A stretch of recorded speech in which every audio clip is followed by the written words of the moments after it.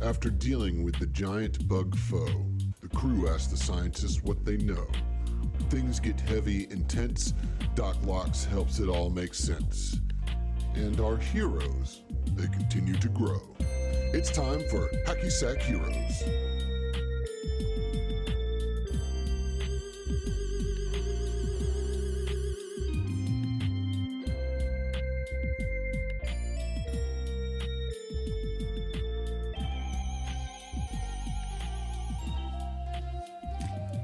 Boys, I don't know about you, but I'm ready to figure this space mystery out. It's a real conundrum. It's a real head scratcher for sure. Yeah. Would you like to, I don't know, perhaps recap the listeners who maybe totally don't the remember? It's listeners. No, I know Because exactly for what's you, happened. yeah. It's totally but for the listeners. the listeners may not Because remember precisely the details of last session. Yeah, it only This comes is out such- once a month, so yeah. Because this is such a brain tickler, a noodle tickler. That I don't like I it. don't like where this is I don't going. like it. I don't like it. I like you, Josh, but I don't like that. I'm just gonna well, stop for everyone. well, before we do get into the mystery, I will ask, how's everybody doing tonight? Oh, Doing good. pretty good. Good. Doing all right. Solid. Sorry, was noodles being solid. tickled. is that a random yeet from someone? That was me. That was me. Who else would that be? I was really hoping it was John, personally, but you know, John's over here. You want me to just give you a yeet? give me a yeet, please. I had a thought as we were hitting record, which is that when we first started this, Heath, your computer was not the best computer in the world. And so we all waited on Heath's slightly laggy computer to all hit record. So it was all on Heath to call out 1, 2, 3, record so that our tracks lined up. But now that Heath has just a normal speed computer, it's still on Heath. still do we it. still do it. Yeah. Just because it's the way that it's always been done. I was thinking how- exactly the same thing As when we is were tradition. starting. As is This tradition. all is the the power real now. mystery that we're solving. Are we gonna stop? Hell no. I mean, it makes me feel good. I mean, Heath has got to do something for the podcast, you know? Whoa. Jesus Christ. The other thought that I had, Fucking sad. speaking of kidding, Heath, Heath, don't what worry. Heath does for the podcast, is that I'm so used to hearing Tom Talks now that I confuse TED Talks with Tom Talks sometimes. I'll be like, thanks for coming to my Tom Talk instead of thanks for coming to my TED Talk. Yeah. Right. I'm glad I'm not the only one that does That's that. funny because I'm involved with Tom Talks more than anybody, obviously. But I make thanks for coming to my TED Talks jokes all the time. No problem. No. We You can't make them all all the be as time? good as you are, Heath. Yeah. Unfortunately, Yeah. Well, I don't that's do why you're anything for Tom- the show, so That's why you're the host of Tom Talks, man, because you can keep it straight. very, very low bar for. You're the only one of us that meets that job requirement. So, good job. I know the name of my show. I mean, look, man, you gotta everything starts with one step. That's not a thing people say. One step at a time. It's something That about a old journey. adage. In Every one- journey That old starts with adage. a single step, right? Something like that. That's what I said. Life something, before death. something like what you said. Yeah. A journey of 1,000 miles starts with only one Look, step. I'm you, going to Heath. wedge this in here because I said it earlier and nobody what she reacted said. horribly. One step at a time. I heard it, motherfucker. One step I heard at it. okay. We chose to gloss We over Glad you're choose. saving all your gold standard for the Patreon show. This is what they want, right? Yeah. So I will say this one more thing before we head into the meat. Speaking of Patreon, you fucking guys. You guys, all you guys Oh, and gals you. out there. Oh, you're good. You're good. You guys are good people. You guys being the patrons. Just wanted to make Not sure. us, Yeah, not clearly, us. yeah. Not these bozos Oh, I'm that hurt. I mean, well, No, we all suck. I mean, like I Hate to know break it to you, my Josh. people, but no, seriously, guys, we recently hit a very cool goal, and it's because of amazing humans like you that are supporting our silly shenanigans and just you guys fucking rock. So thank you. Here. Now cheers to that. Truly. I'll drink Cheers. that, yeah. Cheers. I don't have a Truly, I have a Vizzy tonight because I have a LaCroix. LaCroix! What flavor? It is the the Raz Cranberry. You can have that. I will. I'm I am. a No, I'm a you're allowed limoncello kind of Those are bitch good. tonight. Those are They good. real tasty. sick and tired of sitting at home drinking normal seltzers. I want to go out and drink naughty seltzers. to. Naughty seltzers.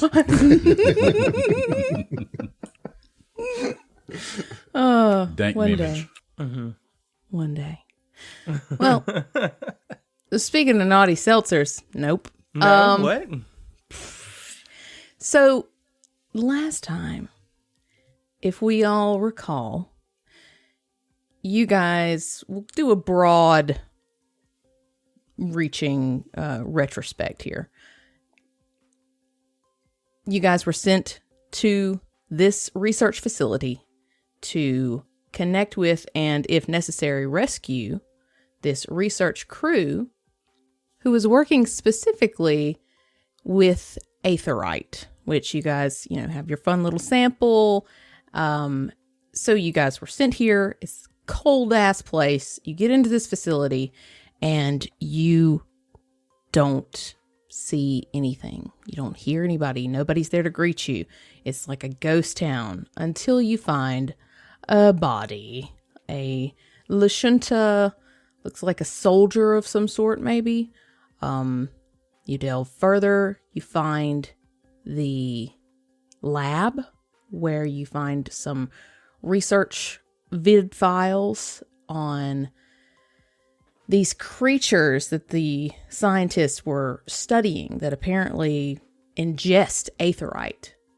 You found the deceased, or the corpse of one of these creatures on the slab, and the video referenced that another larger, angrier creature of the same similar type had escaped from the lab, and it looked like was probably the one to kill the soldier. As you were exploring the lab, you heard a terrible sound. You went to explore, and you found the source of the sound to be one of the researchers buried in a chrysalis of sorts, surrounded by chunks of aetherite, and it glowed with a slightly phosphorescent blue hue. Some of you a bit reluctantly, some of you a bit excitedly, some would argue,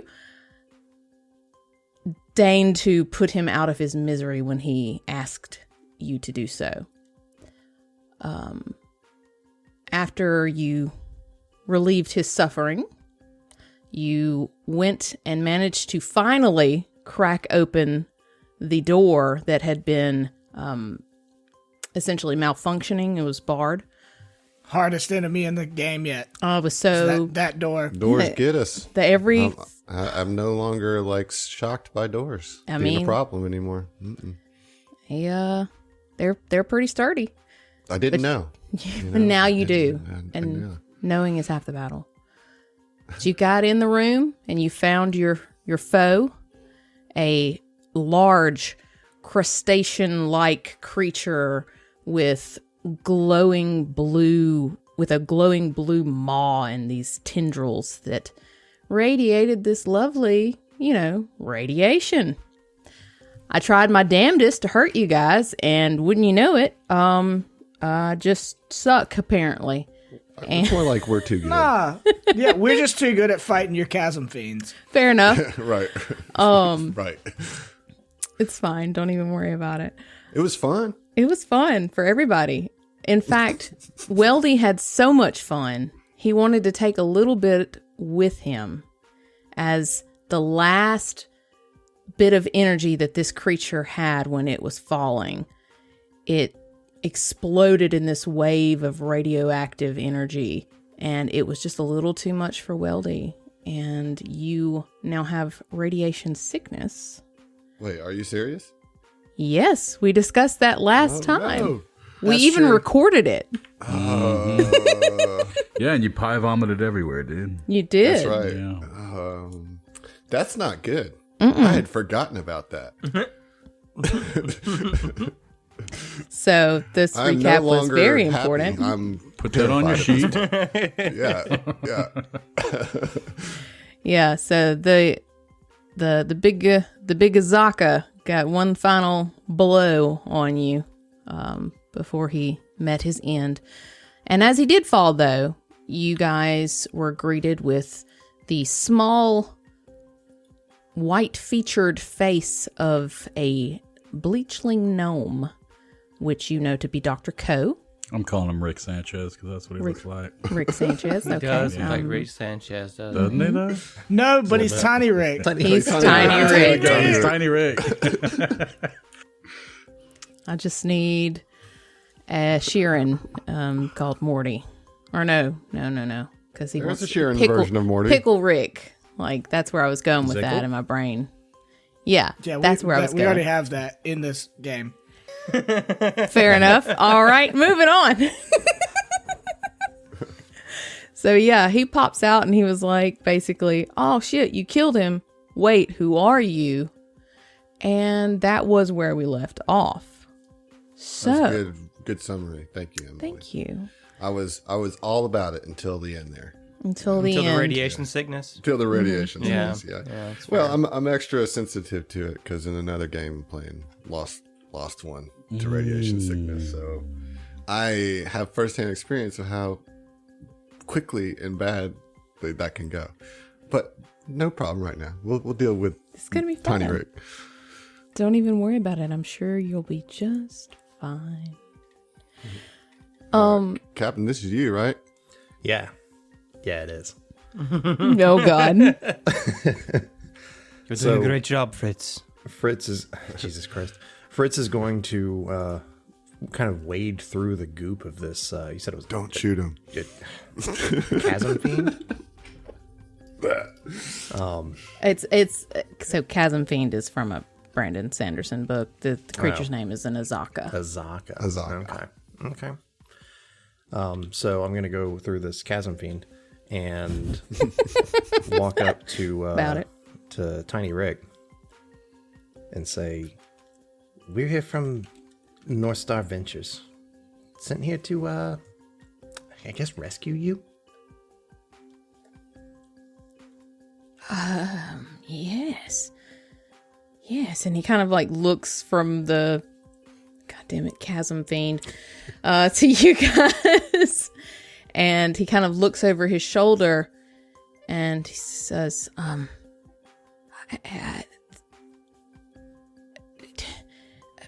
he just kind of starts sputtering a little bit, and he calls, and he says, they've come for us. Here, come. And you guys see kind of coming out of the door is a female Lashunta. And you all, especially the ones who were kind of like investigating the body of the male Lashunta in the hall, you can see that she is obviously related to him. Very much so. They look very, very similar. And she walks out and she's wearing a kind of a lab coat get up. Everybody roll me a perception. Okay. Oh, yeah, can do. Probably not. With a 22. 11. That is a big 12 for the doc. 15. 23. Okay. So, like, all of you 11, 12, 15ers, you guys notice that, they both look very kind of emaciated. They're dark circles under their eyes, very obvious signs of fatigue and hunger and strain. But those of you who rolled on the higher end, you notice in particular, it looks like has just been crying incessantly. Her face is raw almost with tears. And you guys also kind of like, maybe the other ones didn't notice it because this big creature's kind of, causing a bit of a stink itself. And it is cold down here, but as kind of like she walks through, like this smell is just kind of heinous, of just these bodies, basically these sentient beings, I want to say humans, have been shut in this room for days. So they look very much worse for the wear. And they come out and she looks up at you and she says, what about, is this all right? Did you find him? Is he okay? She's kind of looking at you, Fritz, because you're the closest. Yeah, Fritz just kind of purses his lips, if a tobacco Patra can do that. Same difference. If a He was just thinking about Tabasco so I hard. had it on a roast beef wrap for dinner, so No, I keep that thing on me. But Fritz purses his lips, and I don't think they made it. And she looks really very crestfallen for a few seconds, and then she kind of shakes herself. She's, I assumed as much. It was a very hard blow he took, and well, he's been out here with it this whole time, so it only makes sense. And she just kind of looks down and sort of starts to wander over to the creature, and just stares at it for a moment, and then walks into the room. Kind of, there's a door in the center north of these, which are the barracks, essentially. You can see cots and stuff all around. And as the door opens, she walks in, you can see that it is like a bathroom, essentially. But she just goes in there without any other word. And Dr. Ko walks out a little further, and as he comes further out of the room, so too does an Osharu, which, as we've discussed, are the kind of slug-like race. And as this one walks out, they are wearing not so much researcher garb, but more so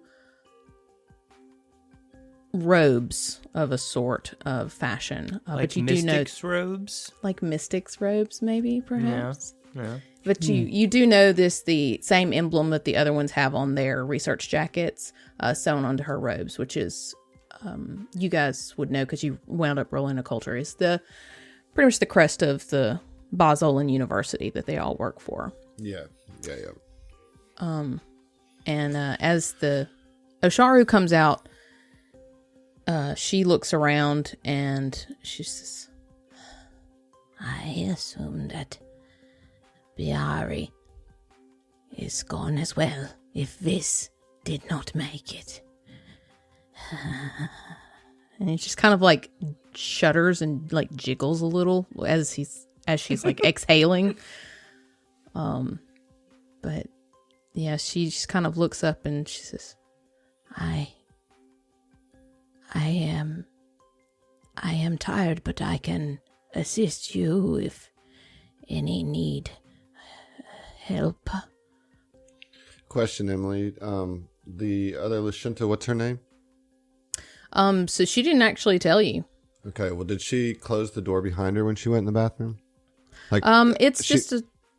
She went into the bathroom because she was sad, because she was obviously like... Yeah, like she taking a moment. Yeah, she was just kind of like taking a moment to herself. These are like automatic doors, so it just kind of closed behind her. Can I roll a sense motive to see if like she would... How much I feel like she doesn't want to be disturbed? Yeah. All right. Ooh, that's an 18 on the dice. So that's going to take it to a 25.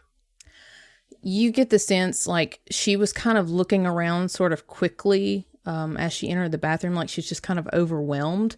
Like maybe she just needs a few seconds. You don't get the sense that she's trying to sequester herself so much. Just take a breather.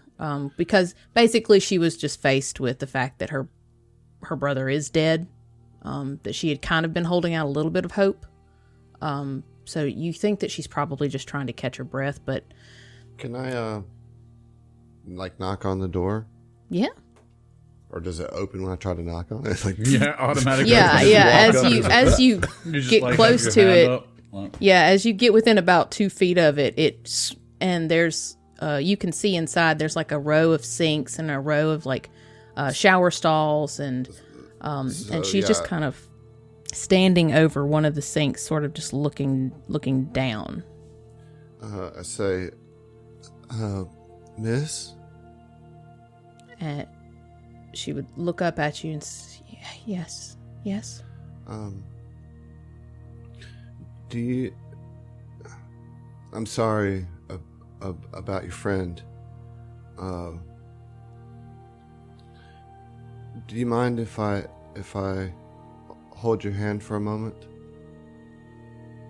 She kind of like quirks her head a little bit, and you see her antennae sort of twitch just a little, and she smiles this sort of half smile, and she says, all right.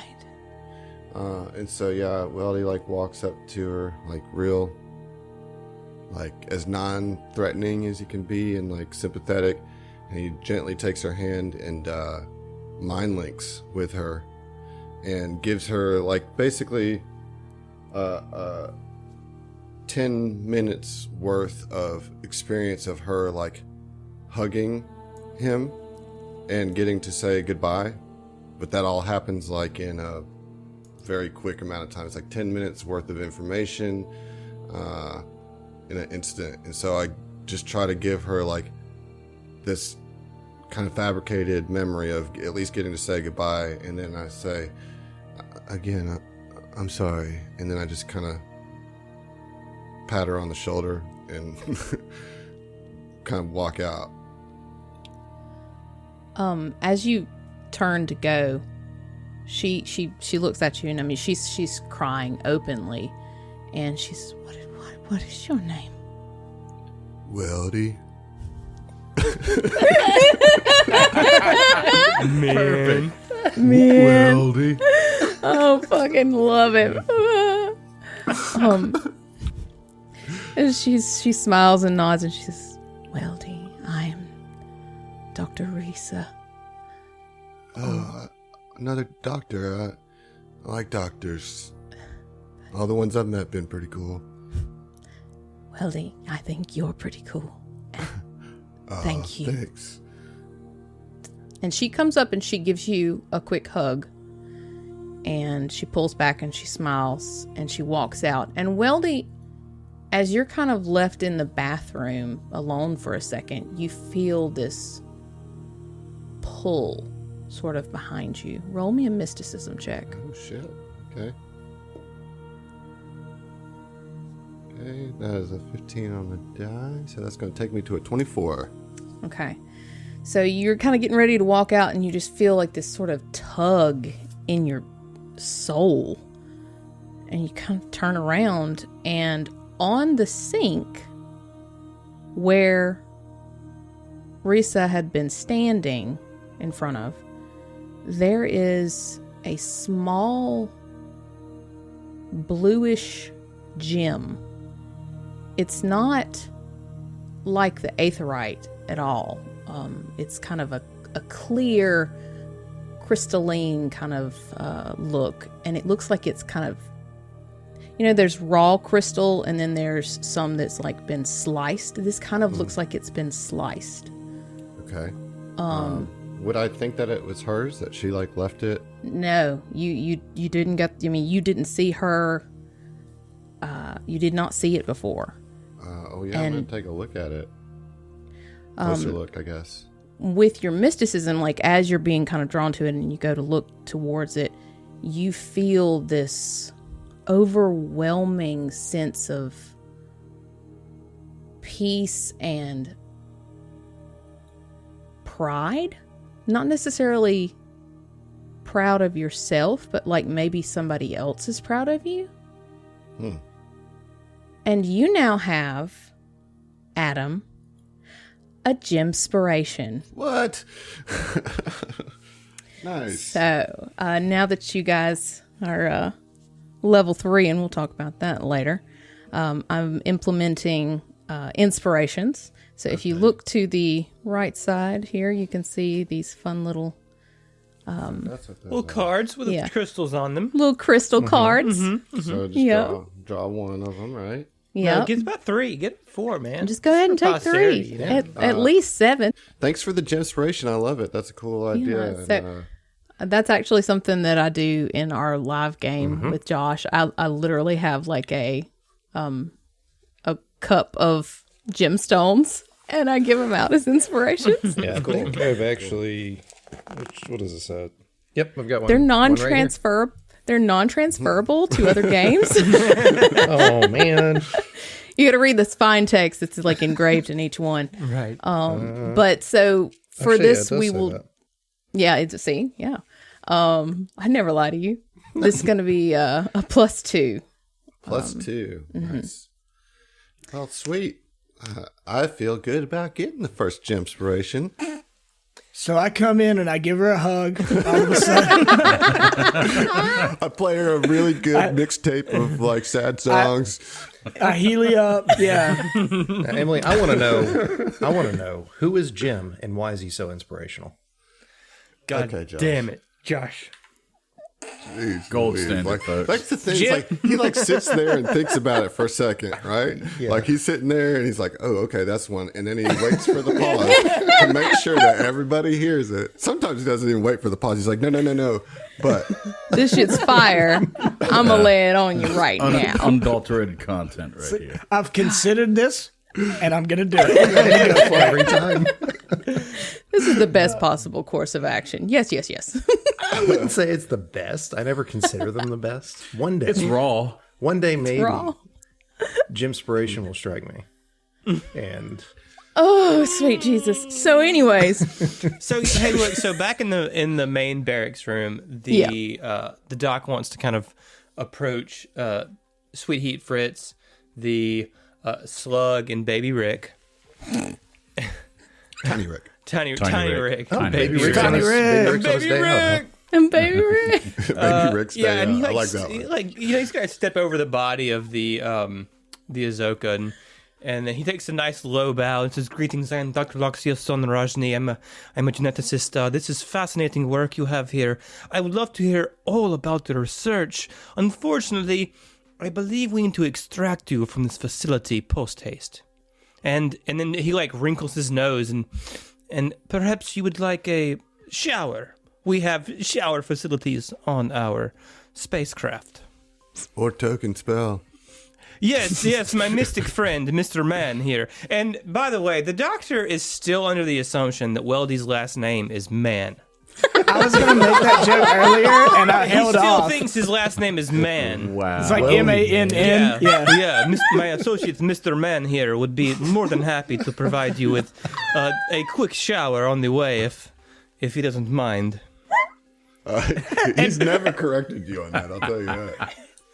And like DJ Trev is like Trev is his last name. DJ is his first name. It's like Donald's Oh, James shit. Trevor. Nah, not Donald. Oh, no, Donald's bad. Never mind. Swing and a miss. Yeah, my bad. Danny James. Dennis. Dennis James. Never mind. I'm not even going to try and explain what I was thinking.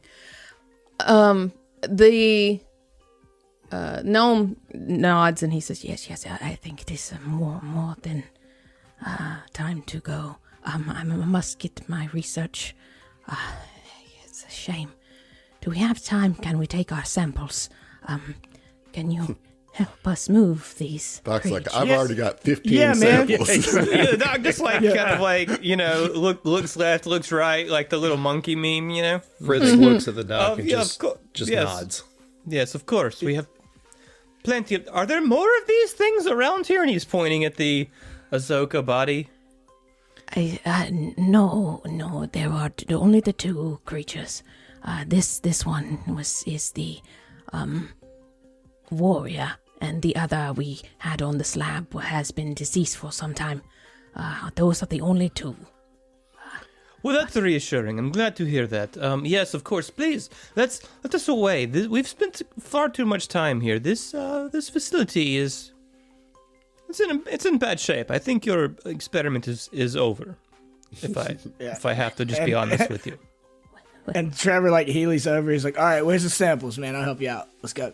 He looks down at the creature and he says, Oh, gross. What do we take? You do you, pimpin'.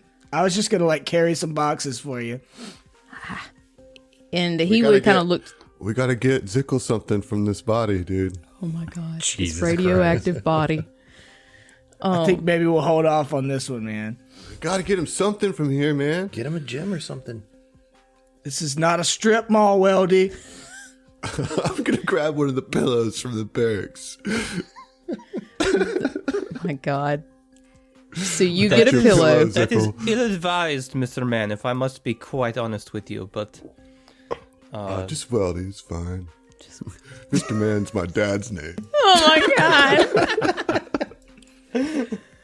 Oh my God. How are you feeling? Are you all right? I don't know. I'm feel like a little woozy, but I'm mostly all right. Yeah, Doc, give me a medicine check. He like infected the girl he hugged with radiation. Can Sickening. I do a medicine check to determine if he's... Like, do I know that he has radiation sickness? it's Does late. the A doctor medicine know? check to see if you realize it. Okay. That's how I'm going to play it. Yeah, I can do that. I mean, you know that it's a radioactive creature, and I Yeah. got blasted with Right, it. so how's a 22? Yeah, you kind of know the symptoms, signs. You know, like he said, you know what you were going up against. And, you know, well, he's got a healthy glow most of the time, but he seems to have a little extra something going on right now. Well, Doc, what's the deal? Am I The good? dog just, like, grabs Weldy's chin and, like, turns his head to the side and just, like, sticks an endoscope right in his ear and, like, just starts looking. And he's like, yes, of course.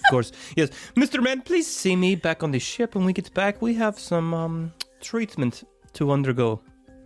And that's all he says. He doesn't give him any more information than that. And Weldy just looks over at Trev like, am I fucked here? Or... I mean, probably. Damn it, Trev.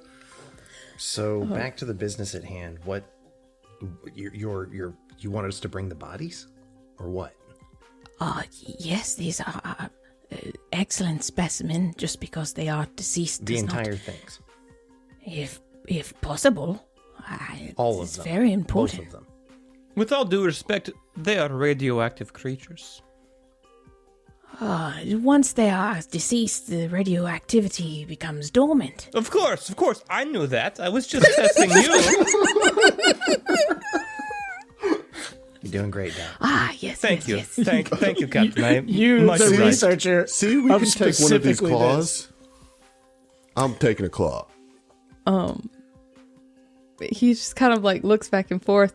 He's, can we at least take one, if not both? I mean, these are the only two things here, right, that were dangerous. Yes. So far as I then know. we have time to haul them. Yes. And you're positive that there's nothing that's going to crawl out of a vent or jump at us, jump scare us going around the corner. Where this place is safe now that they're both dead. Yeah, this thing didn't give babies, did it? Oh, I should think not. They don't typically, from our understanding, they don't provide offspring that quickly. They've only been in the facility for, and he kind of looks off and he's like, he gets this sort of dreamy look. He says, a month? 2? Sense motive. Okay. I mean, we asked because there was like a whole fucking chrysalis in the other room. Right. And I'm actually going to be able to use a new level 3 thing. I know we haven't gone over our level ups yet, but when using a sense motive to detect deception or discern a secret message, as long as your expertise die result is not a 1, it's a d6. You don't think a truthful statement contains deceptions or infer false information from a secret message, even if you fail your check by 5 or more. So Okay. I'm gonna roll those. It is a 1, so that was useless. Very cool. Very so cool. just- Nice. No, the actual skill check for sense motive though was a 19 total. Okay. You do not get the sense that he's lying. You get the sense that he's a little eccentric, and that his stay in captivity, essentially enforced captivity, hasn't helped that. And he seems just a little disheveled. Like he doesn't actually know what day it is. Like he's not super certain how long they've been in there. And this is the gnome? This is the gnome, yes. Oh, an eccentric gnome. I would I never know. have guessed. Yeah. It's very unique. I'm shocked. I'm really shocked. Yeah. You guys, if you could see Zach's face, he's so shocked right now. Looks like Pikachu.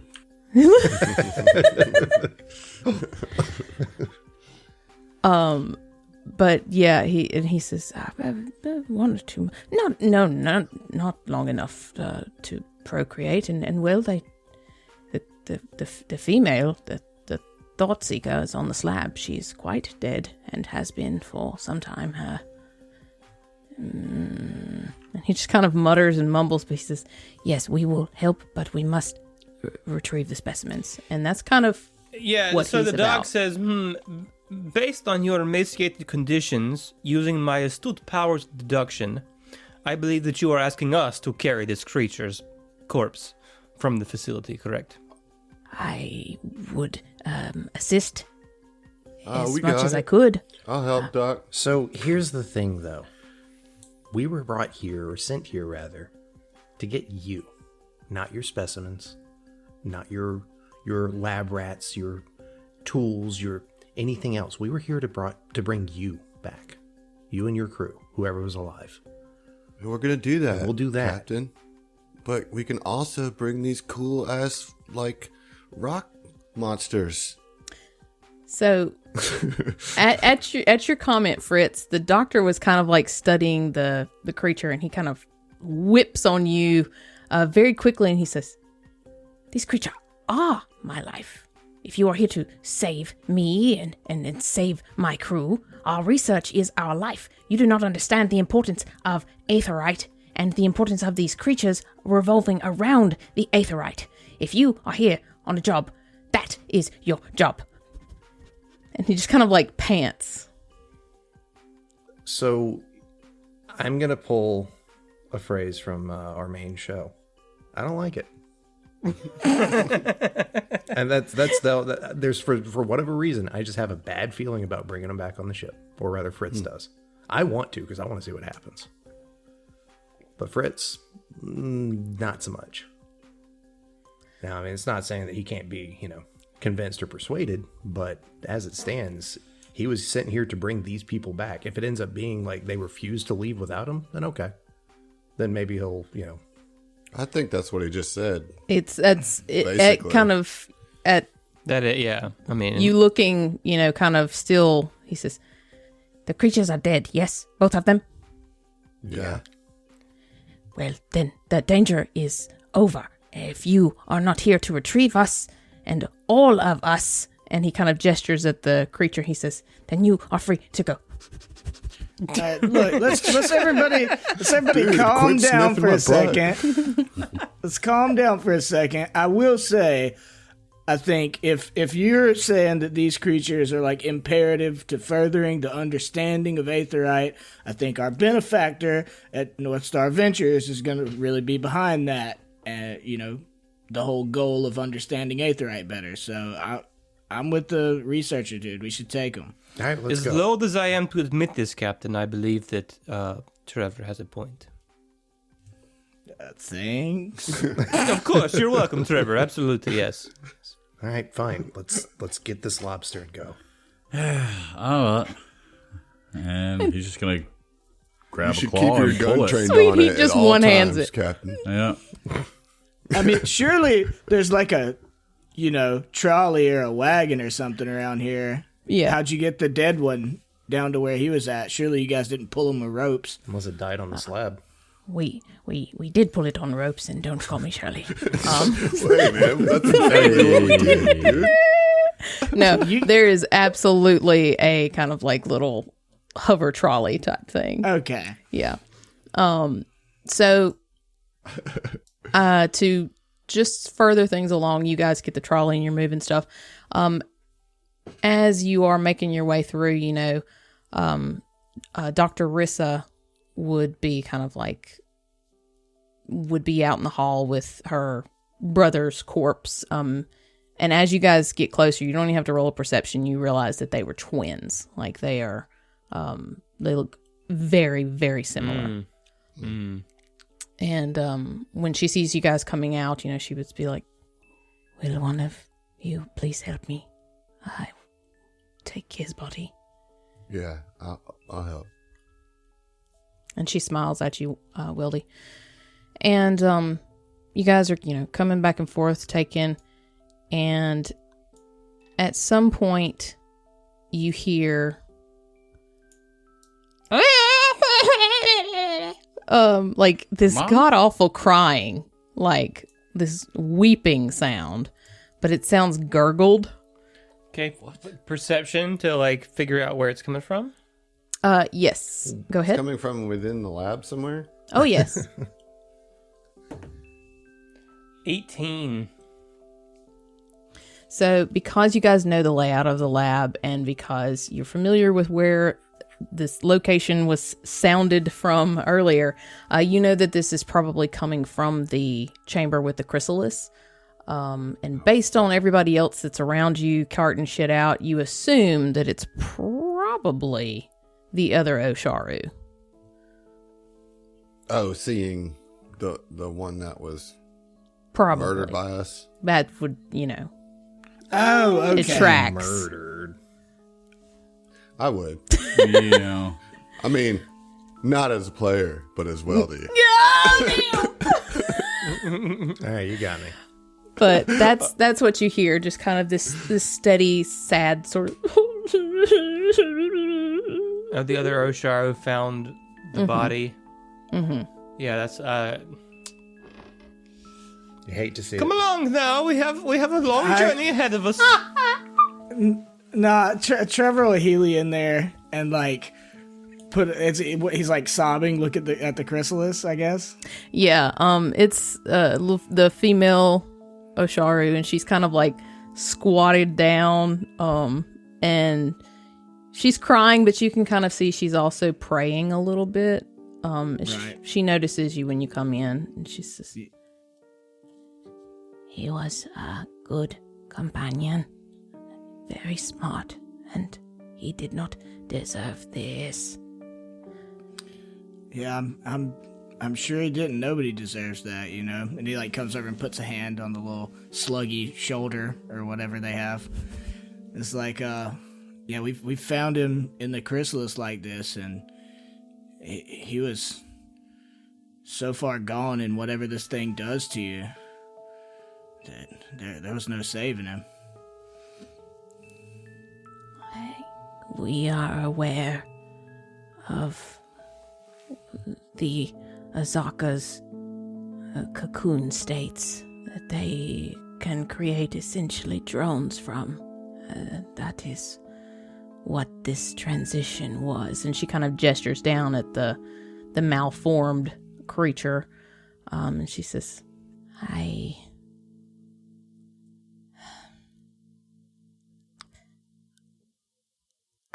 cannot leave him like this.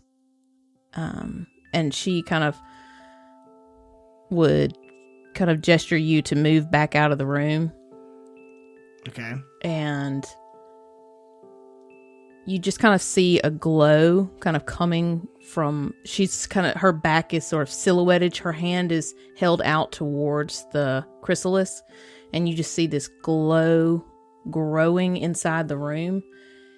And after a few moments, the light dies down and she steps out and she says, Let us be away from this place. Okie dokie. As you guys are walking back down the hall, or healing and walking, she kind of looks at you, Trevor, and she says, You saved us. You are good people. I'd like to think so. We managed to barricade ourselves in using technological means. But I held onto this last item in the event we needed it. But maybe you will need it more than I in the future. Here. And she'd hand you a spell gem. Oh.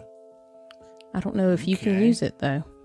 I don't Pretty think much I weldy can. again. Is, Right. Yep. But she just handed it to you and nod and smile, this weird sluggy smile, and just sort of... Yeah, I mean, she doesn't really know what I'm capable No, of. you no. know. So she's just, she wanted to I give could be you a token. wizard. You could be a wizard. You don't know. Well, I He's a wizard of the thanks, ones and twos. Yeah. Beat wizard. Right. Many kinds of wizards, except literally. But he's like, pats the little slug's hand and takes it and is like, well, thank you. Maybe we can get some use out of this if we encounter anything on the way back, which God forbid. I hope we can put this all behind us. And she just kind of nods a little shakily, and she just kind of slurps off down the hall towards the ship. Every time it gets me. It's just every time. I don't know why it's so fucking funny. Well, because it's a good sound effect. It He is does very well. good. Solid Foley work. Is there anything else that you guys wanted to do? You've got the bodies taken. So talk to me a little bit about how these bodies look. I noticed that both of them in their heads have like some blue glowing kind of in their eye region. What is that? Is that aetherite? Oh, the creatures. Okay. Yeah. She meant the NPCs. I was like, no, man, where the hell are you looking? So yes, they are essentially like the inside of their mouth just has a soft bluish glow. So you get the sense, because from what the video said and Dr. Ko mentioned in the video, that they eat aetherite. So it seems like it's just kind of permeated them from the inside out. So even their carcasses, they don't glow nearly as much as it did when it was fighting you. And as you guys are kind of lining the bodies up in the, I guess, cargo hold or wherever y'all want to put them, you would see that the thought fucking nightclub. in our nightclub. They look pretty It's sweet cool. under the They black kind of lights, man. glow. Yeah. But you would see that the one that was on the slab has a much dimmer glow. Like the longer it's been deceased, the more the more subtle the glow is. Like it dies out. I'm really bummed that there's nothing to take to Zickle. I mean, there were samples of aetherite. You could grab some wires or... Some wires. Part of the And we got some chrysalis shell. wires from this terminal that we blew up. I mean, a You piece just of the cut off chrysalis one of shell that or- Devilish Shunta's antennae and... Oh my god, no. No. That's fucking gruesome. No, I'll cut off the like a horn off of one of these things. Okay. Can I take a horn from one of the? You can take a horn. You can have Zickle looking all horny. Oh my god. Oh, he's gonna be looking pimp when we're done with him. He's going to be looking By the like a time- by the time low-level we get- MMO character. By the time we get to Right, level he's gonna look 15, terrible. He's gonna have like so many mismatched pieces of gear. trinkets, just... Yeah. So yeah, you file off a little horny chunk of carapace. You should have to Okay. sleight of hand that. I feel like that researcher would That'd not be survival. That'd be Or survival, you- I think. Or right? you And could if just you're- ask their permission. Yeah. Like, if it's cool. What do you want to? I mean, yeah, I would ask You're their like permission. taking part of his sample. You know. His just the life's horn. work. His entire A life's little bit. meaning. Right. I'm like, hey, doctor, scientist guy. Cole, yes. Yeah, Dr. Cole, yes. Sorry, I have a really bad short-term memory. Man. Tiny Rick, yeah, Dr. Tiny Rick. Is it cool? Like, so we got a buddy that like hangs back and he like develops stuff and all that kind of thing. And well, I was just wondering, you know, we kind of like collect trinkets on our little adventures, and I was wondering if I could, you know, cut off a little piece of horn off of this thing's head. Is that gonna fuck up your shit?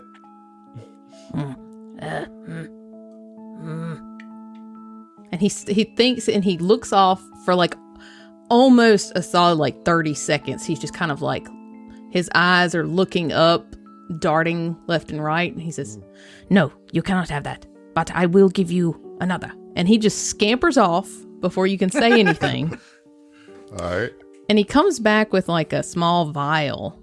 And he holds it up and he says, Here, this is an older sample from... I'm slipping it to Gavin. I can't stop it. If it's a gnome, it's Gavin. Yeah, I mean, it's fine. It's fine. But he hands you this. From a distance, it looks kind of milky. But as he hands it to you, you see this black sort of orb floating in it. Okay. He says, This is one of the eyes from the Thought Seeker. Since it is older, it is not as fresh. That's way grosser. But way more awesome. And yeah, he takes it. He's like, all right, cool. I got him a little eyeball lava lamp. Sweet. and He says, yes, he will enjoy that, I'm sure. Thank you, Dr. Ko. I appreciate that. and he kind of goes over to the computer and deeps, and then looks back at you guys in a moment later, and he says, I believe we have all of our items. We are prepared, if you are prepared to. Would you doop on that computer? I've moved all of my research onto my personal datapad. Okay, cool. Not trying to be nosy. I'm just a bit of a computer smith myself. and go ahead and roll me a computers check. I love how bad I am at computers playing the computer. I know. That's how I feel One playing the computer dog smith too, to man. another.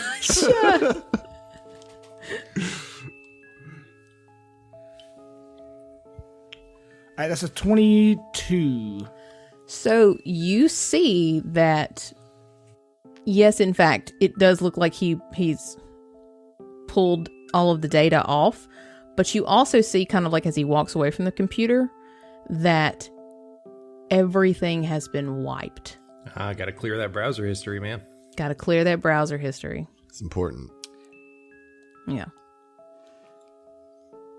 That's what you know. That is what technically happened. Why that technically happened? I'm gonna talk to him about it later. Okay.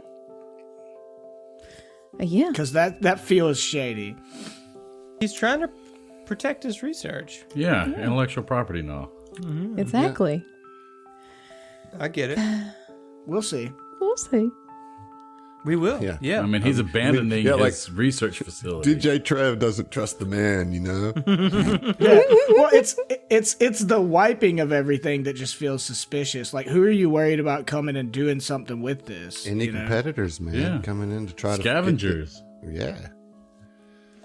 Information pirates. Yeah. right. Okay. Evil computer smiths. Torrent. You Yeah, wouldn't exactly. you wouldn't download a car. I Oh, would God. download a car in a Bitch. fucking heartbeat. Oh, dude. So fast. Oh my god, it would make your head spin how fast I would download a I fucking car. would download that car in 0 to 60. Okay, so yeah. I loved all those like early 2000s. You wouldn't do like pirate this or download this. It's like I would do all of those. You things. Like- underestimate, Yeah. yeah, people. I think, yeah. Like if I could get away with that shit, for sure, Gil. yeah. 3 All right, print a so- car in a heartbeat for sure. So, anything else before you head back to the ship? I don't think there's anything else here. No. Right? Are you trying to suggest that I we're mean- missing something, Emily? No, So- I just didn't want to cut you off. Okay, no, cut us off. I was kind of curious about what was in the room that they were all hiding in, because I see a crate that looks like it's got a little medicine, like medical logo or stamp printed on it. Yeah. at some point you could have certainly looked in there. Go ahead and give me perception. That was an 18 on the die. Gives me a 24. Okay. So you do find kind of used, oh my gosh, what is it called? Condoms. Nope. That's where my brain Nope. That's Used not syringes. That's where Thank it is. you. It's a little Jesus. hazard Like- waste bin. You just stick your Yep. hand in it. You know. That stink isn't because they weren't showering. it. Yeah. They all just hold up and they're like, well, we're here. Might as well do the heroin. If there was ever a time. Oh my explains why he's as God, can strung you out as he is. imagine? Yeah, I mean, all the pieces are falling together. No, like basically healing serums. Looks Used like, healing serums? yeah, like Like empty they were vials. sustaining themselves or something. But one thing that you do you find also wrappers, like food wrappers. And if you recall, Weldy found in the little galley area, it looked like somebody had run in and grabbed stuff and then just kind of run out because it was sort of, there was shit missing, but it was in a mess kind of. So yeah, you just see kind of leftover food wrappers and different things. The only thing that you find that hasn't been, only resource that hasn't been tapped, you 50 find medicinals. no 17 analgesics. Fantastic. Hey, Doc, look at this. I think I found something for you. I can't wait. I listen. These are vital for survival. Rare commodity. Rare commodity. No, I'm sorry, you actually don't find any of those. You find 2 foam grenades. Foam? Foam. Oh, okay. It's a new grenade type. Yeah. They Wasn't are. there a what was the Samsung Galaxy They're phone Nerf that exploded? grenades. The phone grenades. Yeah, that was a thing.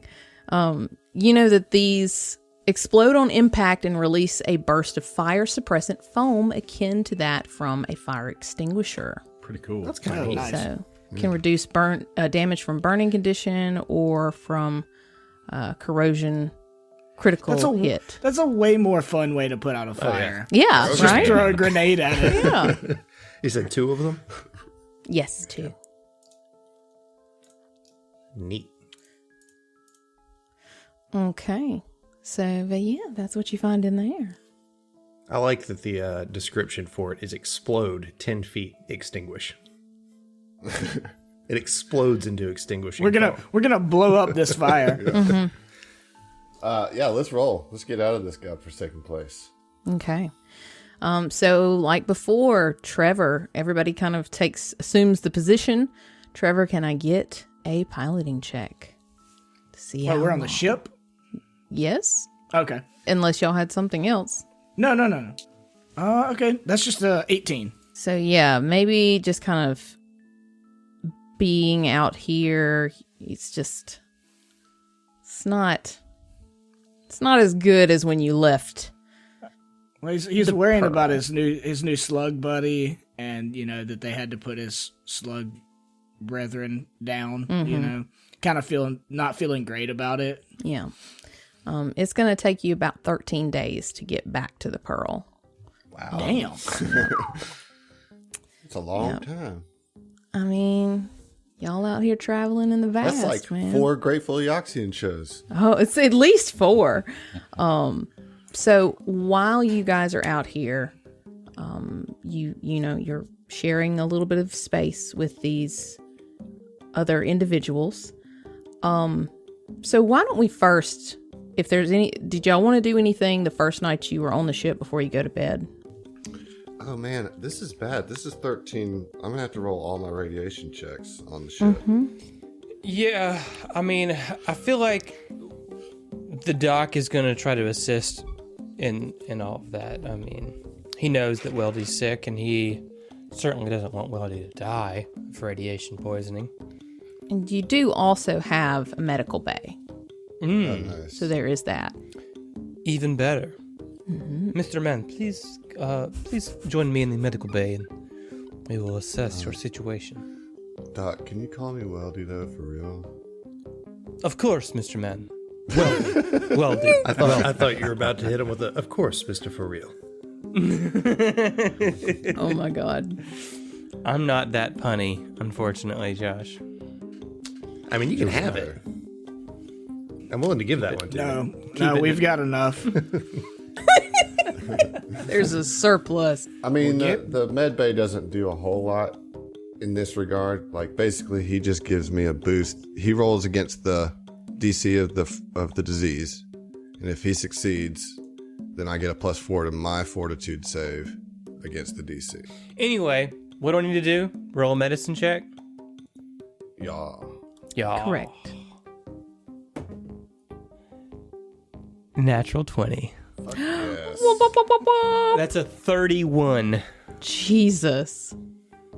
All right. So then I need a fortitude save, right? So I guess we're That- rushing into this a little bit, right? Yeah, because this would happen at the very end of the day here. I mean, y'all are on the ship. You've taken off. So unless there's anything else y'all wanted to do before, I mean, you've had I think we're tired. quite a busy day. Yeah. All right. So you gave me that +4. So I'm rolling a fortitude. I'm gonna be really nice, and I'm gonna say that's a +5 because that was a natural 20. Thanks, Chief. I was debating on using my Gemspiration, but I think I'm gonna use that to guarantee the second consecutive, because you gotta get 2 in a row to get rid of this shit. So, oh no, no. Okay, well, that's a fail with a 7 total. That's with your +4 there, Doc, because I rolled a 2 on the die. That's a large oof there. Yep. So It appears the sickness is quite advancing. yeah, so the next day I'm going to slip into the weakened stage, which now leaves me sickened and fatigued. Fun. That's right. That's right. But that's where we're at. So Weldy now definitely feels sick. You know, like before it was just latent, but he's looking a little green around the ears. Okay, well, I mean, I'm okay. I don't want to dwell on it right now. I'm good. It's all good. No problem. Well, like all things TTRPG, just roll good. Right. You know? Just Right. do better. Okay, so we're at the end of your first day back on the ship. You know, you guys had your battle this morning and hauled all these bug creatures onto your ship. Weldy's not looking too good. It's the end of the day. Does anybody else want to do anything before you head to bed? Yeah, I think I would imagine we would have linked our comms to our new friends, so we Yeah, can like, now message them that- directly. Yes. Yeah, Trev would like put in a comm message to Ko, the researcher that wiped his computer, and be like, "Hey, man, could you come holler at me on the bridge real quick before everybody, sacks out for the evening?" Yes, I will be there shortly. And he would come there in about 5 minutes. Yeah. And I imagine it's just the two of us. Everybody else is like getting ready for bed and stuff. And he's like, "Hey, man, I just couldn't help but notice, like, when you were downloading all your research and everything, you scrubbed everything clean too. And I was just curious, like, are you worried about somebody coming and like using that information for nefarious purposes? Is there somebody else we need to be worried about?" And no perception. You see his big gnome eyes go a little bit wider, that you kind of like notice that. And he just says, You can never be too careful with your life's research. this is a proprietary information that we have, and if we are abandoning our research station, I would not leave it to chance or others to stumble across it. It's our research. It's ours. It's important to us. And roll me a sense motive. Okay. 22? The 22, you get the sense that he's telling the truth, but that it's our research, you feel like maybe he has more of a vested interest than the rest of the team. But it doesn't seem nefarious. Again, you get that real hardcore sense of like erratic kind of eccentric behavior, but not like, evil.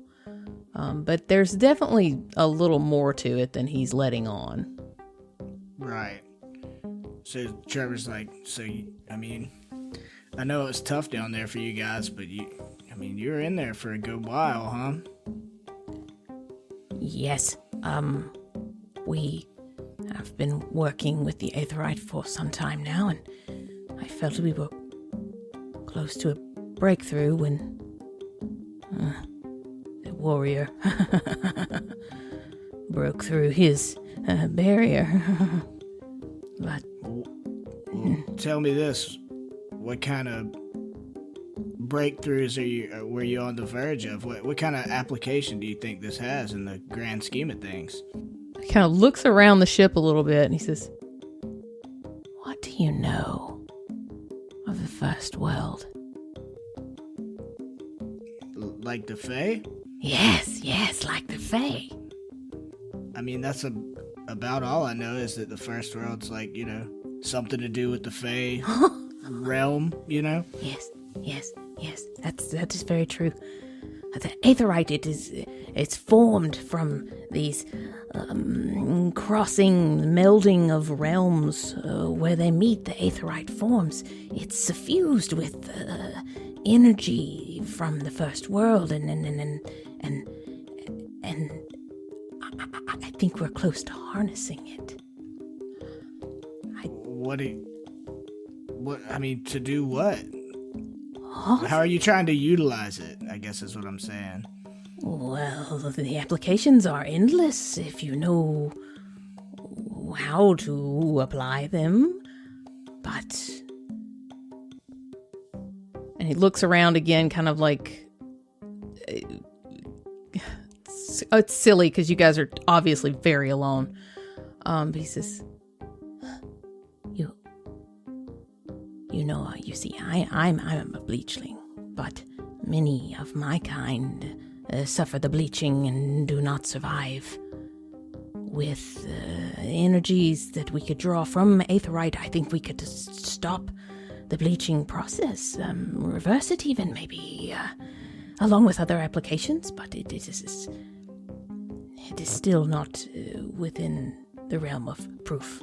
We are still working on it, but... How dangerous is this Aetherite in terms of, being weaponized? Anything can be weaponized if you put your mind to it. It is not of my concern. I'm not interested in it, which is one of the reasons why I want to keep our proprietary information to ourselves. This is our research. We use it for our purposes, not to weaponize or use for nonsensical reasons. Okay, I'm not trying to rile you up, man. I'm just trying to learn what we're dealing with here. You can see I'm curious. You kind of see, he kind of roughs his hands through his hair. It doesn't do anything to make it stand down any. And he kind of looks at you, gives you the up down, and he says, You are right. I am sorry. I do not want this research taken from us. We're so close to a breakthrough, and I believe that there's so many good and exciting things we can do with it. I just need more time. Well, if we can get back to back to base, man. Like, I'm sure they'll put you up, find you some facilities to continue working.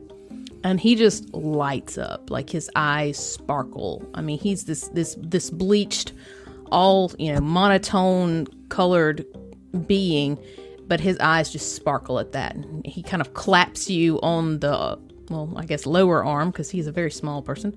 I mean, I'm like assuming I'm in my pilot's chair. Yeah, that's fair. And he says, "Good, wonderful. That is good. That is very good. Yes." And he just kind of mutters and starts walking off. And she's like, yes, it's very good. It's very good. Right. All right. Well, we'll see ya. I'm gonna try to see what I can do to shave some time off this trip. So. Yes, that's very good. It's very, very good. That's very good. Yeah. All right. Cool. Take it easy. All right. So we got you back in the lab. All right. We got Weldy in the lab. Which dice I'm going to use. I think I'm going to use this brass dice here. This copper die, rather. All right. So to state this again, when you do long-term care on a single patient over multiple days, you get a cumulative +1 each successive day that you do it, up to +5. So today I will get a +1 to my medicine check.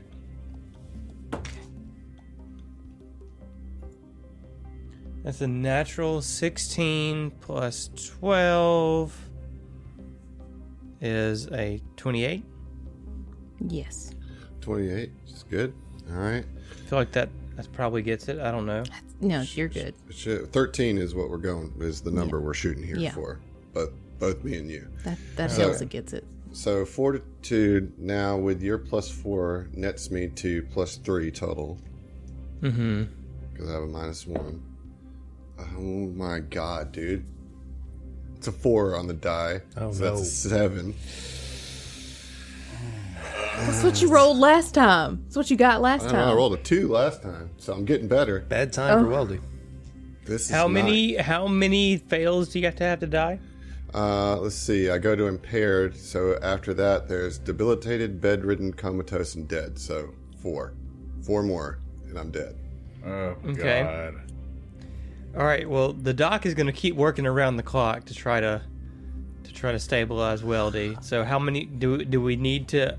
He's not going to come to anybody yet because he thinks he's still got this. Yeah. Okay. I mean, though I will say, like, after not very long, like a day, Trevor would inquire, like, is everything all right? Like, you got everything sorted out with my homeboy? Mr. Weldy is advancing in his radiation sickness, but I am working diligently to cure him.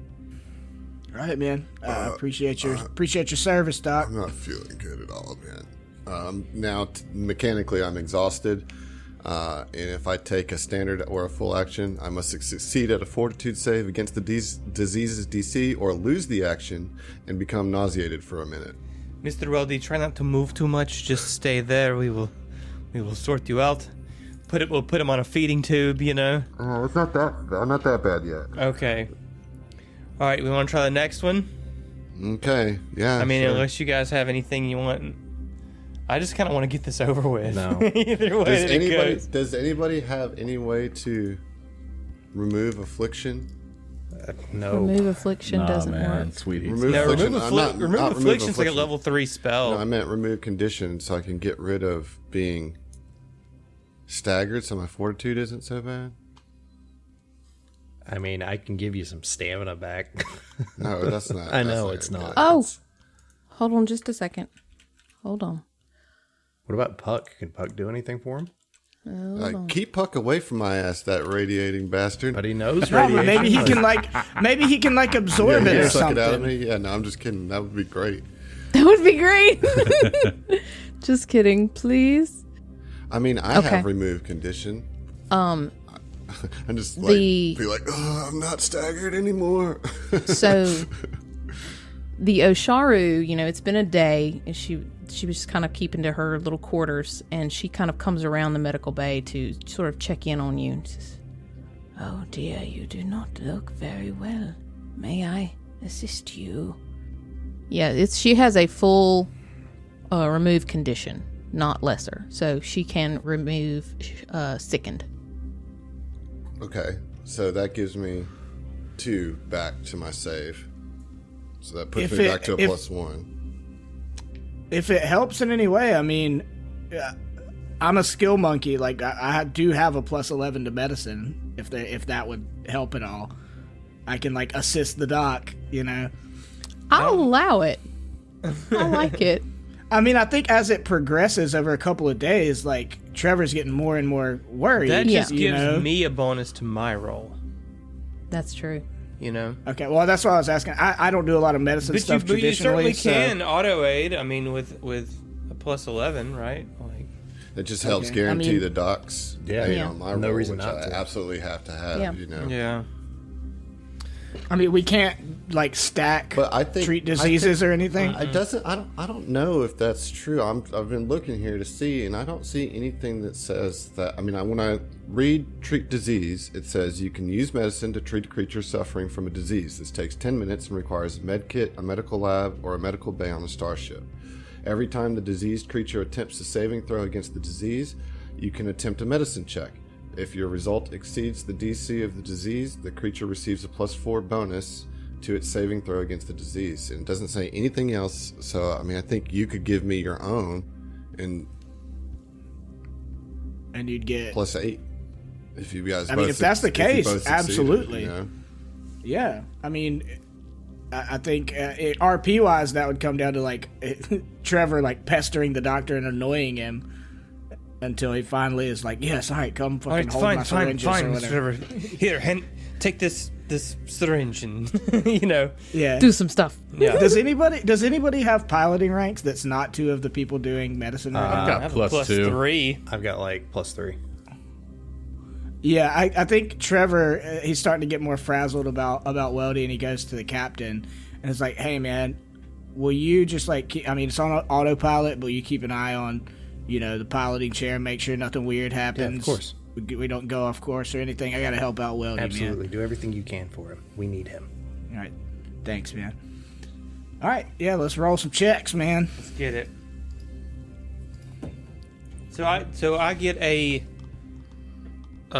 Should be +2 now. +2 now. So Yeah. that's +13, which a 3 in the die makes it a 16. That gets it. You're just aiming for 13. What'd you get, Trav? I'm aiming for 13. Mm-hmm. I got a 22. Just barely. So that gives me I outdocked the doc. Oh, that gives me a shit, y'all. +8, right? And then the other guy took my sickened away, right? Mm-hmm. All right, so that's actually going to give me a +9 total here. Okay, if you fail this, you want Weldy to die. That's what I'm taking from that. I mean, I rolled a 6 on the die, but that's going to take me to a 15. So that's one save, That's one save. right? So that does move me back up Whew. the chart, but I'm not out of the woods yet. And I have to get 3 consecutive saves to be cured. Okay, we want to do the next one. Mm-hmm. Just go ahead and get these done. Yeah. All right. Yep. Natty 13. That's gonna get it, and I've got a +3 to that. So that makes it a. I mean, it's good. Yeah, it's it's good. like 20, What's your 27. +3 from? Because I'm doing Long-term care. Long-term Downtime. care consecutively. Oh, so this will be every my day. second one. So you'll I'll get a +1. +1. Yeah, in addition to. Okay. So then I get a 24. Nice. Okay. Here we go. And I love the scene of like the Doc and Trevor, who have not really been friendly, like really united in this cause of trying to get Weldy back up, you know? So that's going to be a 25. I rolled a That 16 on the certainly dice. gets it. Yay. It's actually back down to latent. See? All right. So we're very close. Gosh. Very close. So you've got like, I imagine the Doc's over there with like all of his syringe and his geneticist kind of mindset working. And then you've got kind of Trevor over there who's like, man, I made you some soup. Like, here's Made you some, some edibles, bro. and some Cheetos.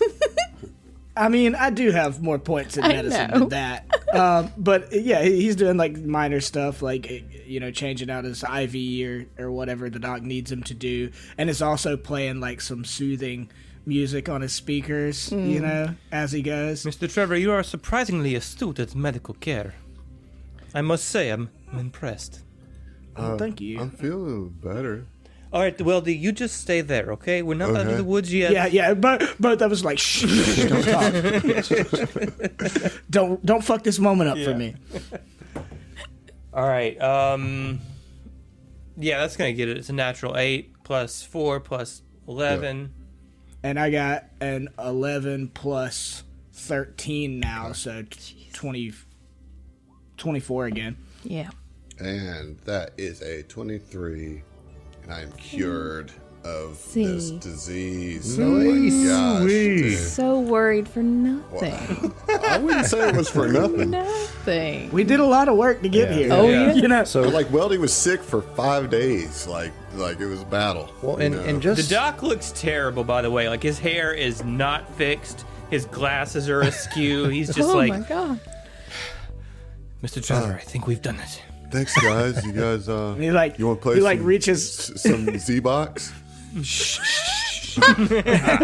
like reaches across the bed and like shakes the doc's hand and he's like, yeah man, we'll play some Z-Bucks in a little bit, man. I'm just glad you're feeling better. And he like bends down and gives Weldy a hug, and as he does so, like kind of grabs his hand, like simultaneous hug handshake, but slips him the spell gem. Oh, nice. And What's it's like, this? yeah, that's a spell gem that my little slug buddy gave me, and you're the only person I know that can use it. So, like, save that for a rainy day in case some more bullshit like this happens. What's in the spell gem? Yeah, let me roll a mysticism. I check on have no idea. it's gonna be straight up I'll remove take a look at radiation. it. All right, that's a 27 on that mysticism. Yeah, so there's actually a 3rd level remove radiation. No, I'm fucking with you. Oh my god! I was like, dude. Oh shit! All right. Oh, no. Comedy quit it. gold. It's comedy gold. what is No, it? it is a hold portal spell. A hold port, sweet. I like it. Yep. Yeah, and like Trevor gives it you completely unaware of what it is, but it's like, I can't fucking use it, you know? And he's just so happy that you're not radiation sickened. Yeah, I'm really happy about that. Yeah. too. So how many fails away were you from? When I was at the worst, I was 2 fails away. That's like 2 dice rolls and Weldy would have been dead. Yep. Ooh. Yep. I don't like I'm it. not. I'm okay. I feel It's totally great. fine. Somebody give me my bag. Have you ever? Yeah, and- have you ever and- cured yourself of radiation? Have you ever been cured of radiation sickness on as- weed? As soon as you say, have you ever cured yourself, I feel like the doc and Trev turn, like whip their heads at you, like, excuse me? Yeah, like, I caught myself. All right. Yeah, but Trev, still ecstatic, zooms off on his heelys and goes and gets your bag for you. Anyways, I'm very thankful to the doc, to Trev, and the captain for keeping the ship going straight while they worked on me. What the fuck did you do, Sweet Heat? Sweet chilling. Heat worked out. He's just been pumping talks iron about the whole welding. time. No. He's just trying to keep his mind off of it. Just been devastated No. the whole time. No. He's been poking his head inside the door every now and then. If it was starting to get dire, he was going to approach Puck, actually. See if he could intervene. Something. I actually I didn't want to say it, but whenever that was mentioned earlier, like, I was thinking, damn it, that was my whole idea. I was going to set up a whole scene for it. Well, Sweet Heat, coming back around to you real quick. While they've all been kind of like doctoring on Weldy and keeping the ship in the lane, you've been working out, yeah? Yeah. Okay. As you have been in there, like we'll say on like the 3rd day, I guess, after she's had some time to kind of like process, you see Dr. Risa, the Lashunta, come into where would you be working out at? In the like cargo hold? In the gym. Or We don't have a gym. We have a gym in our main show, not in this show. Oh, that's Yeah, right. Okay, yeah. So he's actually gonna be one of those guys that like works out on like in different areas, not just one spot. You know, like he's gonna use like the stair railings or something like in this area, and then he's gonna go over to another area. Like so, for right now, he's gonna be like actually in the foyer.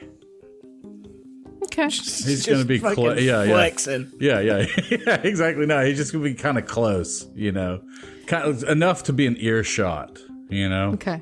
Get you some good. I feel like having 6 arms is like an advantage to doing push-ups and stuff. Yeah, I mean, but it's also yeah, more it's work, almost- you know. I mean, that'd be amazing though. 4 extra arms. You got to get all 6 arms jacked. Yeah, no, you just have to put a bunch of weights on your back to make it harder resistance. Yeah, resistance training.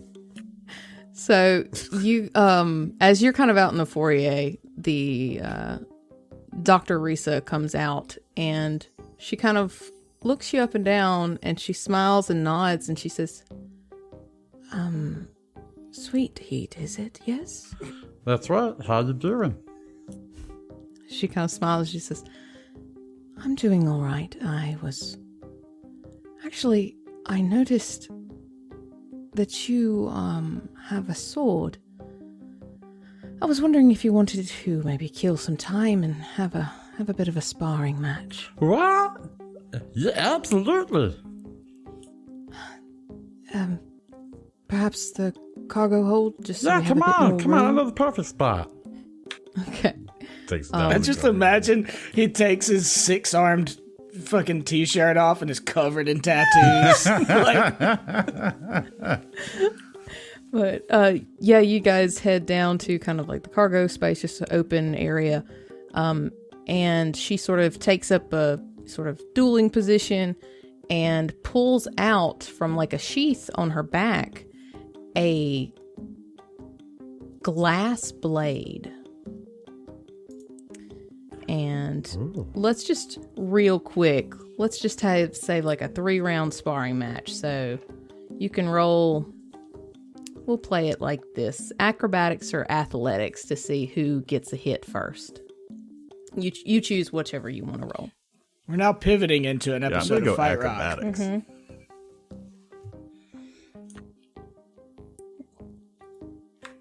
If she's higher level than me, this is gonna go very poorly.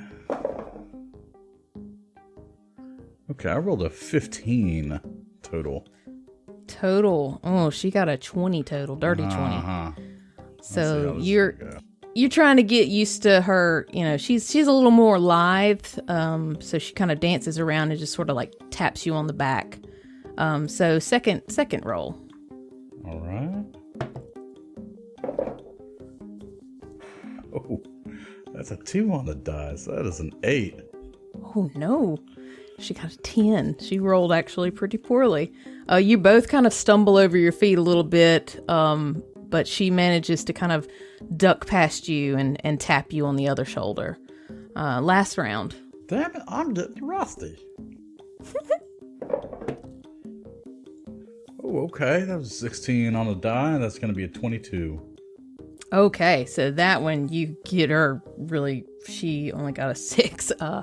So like her last turn, she spun a little too far and it threw her off balance, and you just kind of come in and just tap her almost a little harder than she was anticipating, and she kind of goes down on one knee, like sort of throwing off balance a little bit, and she kind of looks back at you and smirks a little, and she says, "I can't believe I managed to get 2 strikes in on you. Yeah, I very came back lucky." in on the back half, didn't I? That's the half that counts, you know. And she kind of looks at you and she says, "You are very good with that blade.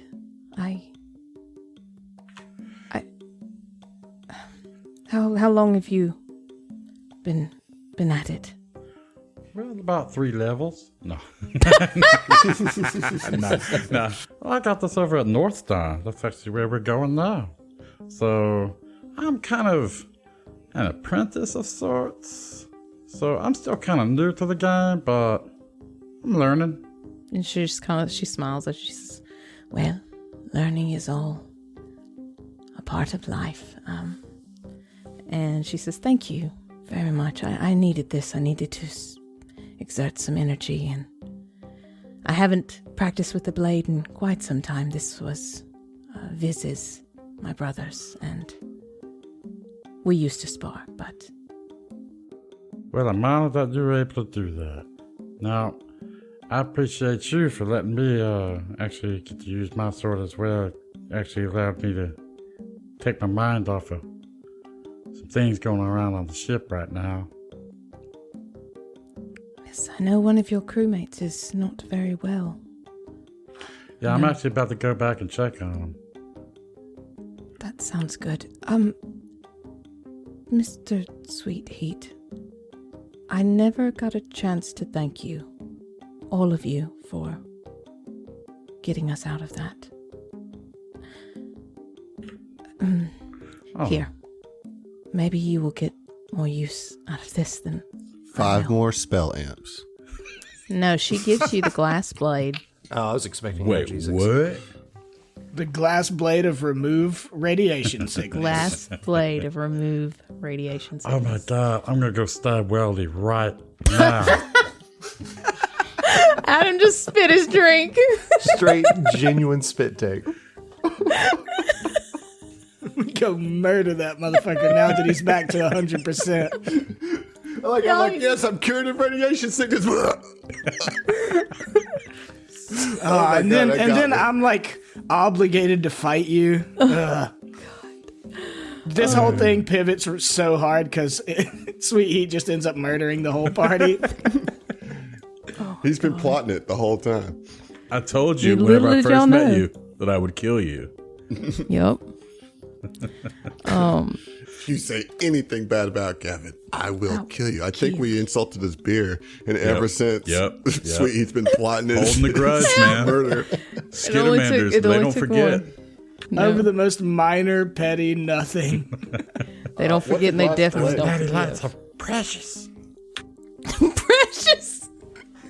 But yeah, no, she hands you this glass blade. A live glass blade is Holy the shit. is the type, and as she hands it off, she says, "You know, this is my thanks, all that I can give, and if Viz could, he would give it as well. So, yes." So, And she pats you on the shoulder and walks out. damn, Sweet Heat's just wide-eyed at that and just like kind of taken aback for a second, but you know, he recovers and he's staring at it. I mean, like, and I guess he's gonna inspect it later, you know, just to get some more idea about how it works and whatnot. But for the meantime, he's just gonna head back to the the medical bay and just see how everybody's doing, specifically Weldy. I'm feeling better, man. For real. You sure about that? I'm ready to get out of this bed, is what I'm saying. But Doc and Trev keep like telling me to shut up and stay in bed, so that's what I'm doing. Well, His voice just sounds like that because he just toked up. Yeah. so you don't need to strap him to the bed, right? Do it. Do it now. All right, okay, I'm on it. Fritz comes on The Osharu comes by and she says, "This just got weird. I'll see you later," and just slops off. Fritz comes on the intercom like the PA. And says, Weldy, make sure you stay in bed. Do not get up yet. Like that makes him want to get up from bed like so much more. Weldy's so just much gonna more. like guard the door. He's just gonna be like there, like with just 2 fucking swords, like ready. He's gonna make sure you don't get out there. No, he's fine, right, Doc? It's cool. He can get up now. Yes, of course. Absolutely. He's fine. The doc is exhausted and will retire to his quarters for He stayed up for probably like 5 days. the remainder of the flight. You know, he's just... Well, if he's going straight to his quarters, I'm going to get a shower. I'm gonna go sneak up on the Gibbs. captain. Because he told you to stay in your room. Right. I will say this, Doc, as you head to your quarters, you get, ready for bed and you go to kind of turn down your blankets or whatever. And on your pillow you see a small, slightly glowing blue gem. Don't take it. It's poison. It's radiation. He's taking it anyway. Taking it anyway. Gem Taking it of anyway. radiation healing. Of radiation. No, because I do imagine that the doc was just like nonstop right next to Weldy during everything and was busting his ass the whole time trying to make sure that he saved his patient. So, well-deserved gem-spiration. Thank you, ma'am. Thank you, Space Mama. Thank you. Nice. Really Lost. appreciate you there, Jim. Yep. Get out of here.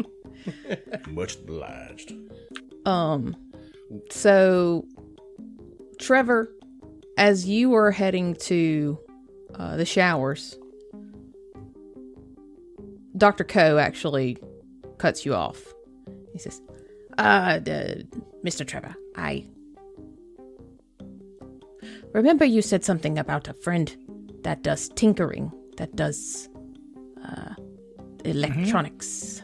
Yeah, well, I mean, I do a lot of electronics, but you must be referring to my buddy Zickle. Oh, you do it as well. Yes, you are a tinker-minded person. Yeah.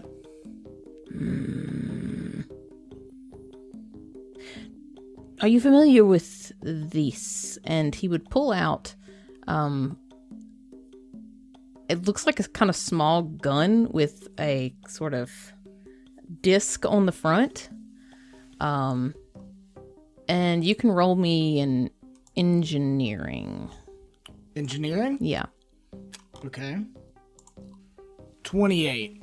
Okay. With that, you know, and it makes sense that you know, this is a wave modulator 1. It's a one-handed weapon, small arm. You know that it can be adjusted to either burn a target or bombard it with damaging sonic bursts. So he kind of looks at it, and then he looks at you and he says, We used this for a while on the Azaka. They didn't quite care for the sonic frequencies when applied in the proper waveforms, but now that they are deceased, I have no use for it. Well, I really appreciate you thinking of me, man, because, like, yeah, I'm a tinkerer, but primarily I'm a DJ, which is like a tinkerer of sound, so I kind of prefer sonic weapons. Now you literally got some fire beats, dude. Right. Yeah, and he twirls the gun. He thinks about it for a second, Zickle, and he's like, nah. And twirls the gun and like throws it in his holster. And I'm keeping that motherfucker. It's cool. Zickle's getting the eye vial. yeah. Yeah, he'll be happy with that. I think he will. I hope so. But he just kind of looks at you twirl the gun and he nods and he says, Yes, well, take it as a thank you for your hard work. and he just kind of walks off. All right, we'll see you. Okay. So, is there anything else, otherwise you guys are just kind of in space for about, I think, 6 more days at this point? Like Yeah. At some point, once Trevor's back on the stick, like back flying again or at the controls, Fritz is wanting to go back and check on the creatures that we have on board the Azoka, and just to see, because he still has this like sinking suspicion that, it just seems dangerous to him. So he's wanting to go back and just maybe even bring check in with the doc, even though I know he's exhausted. Give him a couple days to rest. Or look at them by himself, and then maybe come back with the doc later, a couple days later or something, just to look at them and kind of get a good feel on what they are, or if they're actually dangerous, or if they're inert. Okay. So when I drop the tokens in the map, I put them in the escape pods. Yeah, we'll say that was Fritz's idea. Yeah. Okay. I just followed the same procedure that y'all did with the original Aetherite samples. I figured you would do the same. That makes sense. So yeah, he goes down into the bay with the escape pods in it and looks at them through the viewing windows and tries to get I don't know, so like an intuitive feeling about them or something. I don't know what type of skill check that would be. Well, first go ahead and give me a perception. Okay. 20. Dirty. Okay. So as you're looking in the escape pods, they've got windows you can see. It certainly doesn't seem like anything has moved. They don't seem to be changing. You do notice that the luminescence from the inside of the mouth on both of them has diminished more. The thought seeker, the one that was on the slab, is almost completely dull. Like it's almost completely done. But the other one, the warrior that you fought, is still glowing slightly. Okay. But you don't get any sense of any kind of movement or disturbance from them. But what you do notice, you didn't quite see him because you were more focused on the creatures. But as you kind of step back from the pods that the carcasses are in, you see kind of over in the corner near one of the pods that you were storing the aetherite samples that Dr. Coe wanted to bring back, you see Puck. And he's just kind of very softly glowing and hovering slightly off the ground and just staring in almost kind of awe. Is it normal for him to hover? Into the pod. Or for it to hover? Yeah, periodically he will. He just kind of does his own thing with the laws of physics. He was literally a disco ball at our party. Sure, but like if he's just happens to be in a spot, is he feet planted on the ground or typically hovering is what I was wondering. It really depends on his mood. Okay. So he's in high spirits then because of this, or interested, piqued, curiosity. Certainly interested, you would think. Yeah, very. So yeah, Fritz looks over and, hey Puck, what you doing there, bud? And he kind of very slowly turns his head and looks over at you, and he, roll me a sense motive. Okay. Should I do my expertise die with it for the deception bits? No. Okay. So it is a 14 plus 6, so another dirty 20. Okay.